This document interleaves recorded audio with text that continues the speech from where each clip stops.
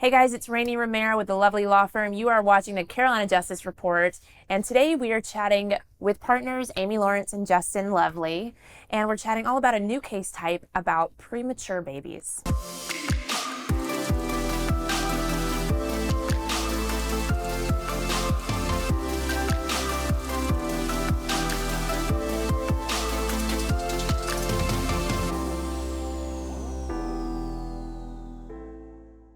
So today's topic affects a lot of young mothers and premature babies.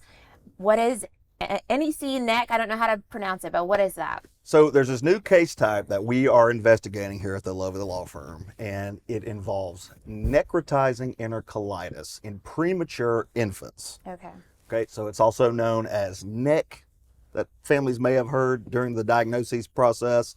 NEC, some people refer to it as that, but the scientific term is necrotizing enterocolitis. Okay.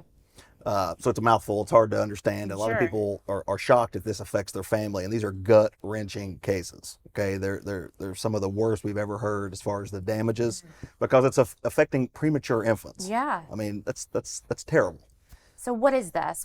How does it affect them? So what necrotizing enterocolitis is, it's a disease that these little babies, it happens to their intestines, and essentially they can't digest cow's milk. And so what happens is little perforations develop inside their intestines. So little holes are coming in their intestines, and bacteria will invade their intestines, and they essentially start to necrotize and rot, and it's a very deadly disease.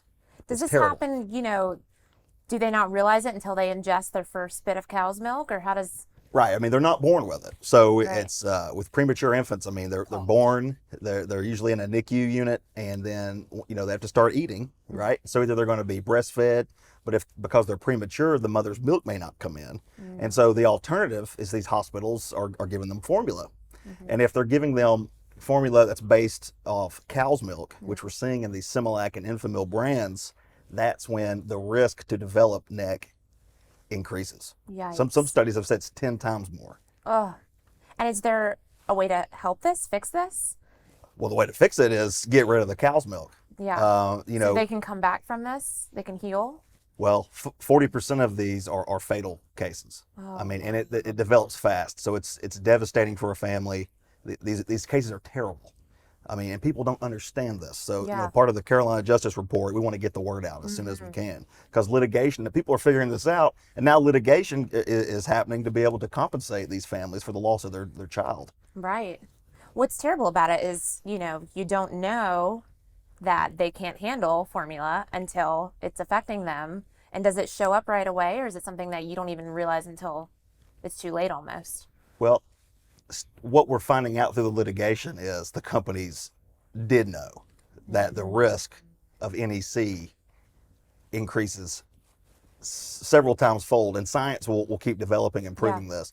When a premature infant is given the cow's milk based formula, so what they need to be getting is breast milk or donor breast milk, or there's alternative formulas for premature infants that are not based off the cow's milk. Sure. It's based off of the human fortifiers. So those are perfectly fine, and those given to premature infants, there is no increased risk.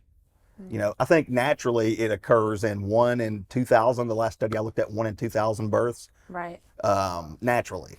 But when you give them the cow's milk based formula, I mean, we're looking at that 10 time fold that the studies are showing. So it's Right. terrible. Well, and I know, obviously you have 2 children, two boys, and I've got some little girls. So obviously this hits home for us. I couldn't imagine having a premature baby that you're already worried about, and then It's like you this do happening. everything you can.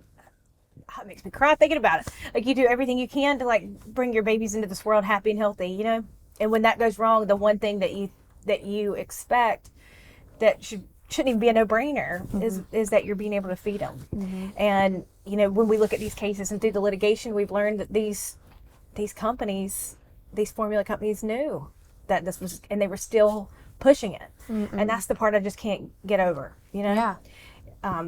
They knew better and they weren't doing better. They were still pushing the formula because they're trying to make $1, and it came down to profit shares were over people. And this is the Aaron Brockovich moments of life that just are like, this is not okay, and somebody's got to stand up and hold these people accountable. We can't go and put those people in jail, can't put corporations in jail, but what we can do is hold them accountable and hit them so hard in the pocketbook that they won't do it again. Yeah. When life gets ugly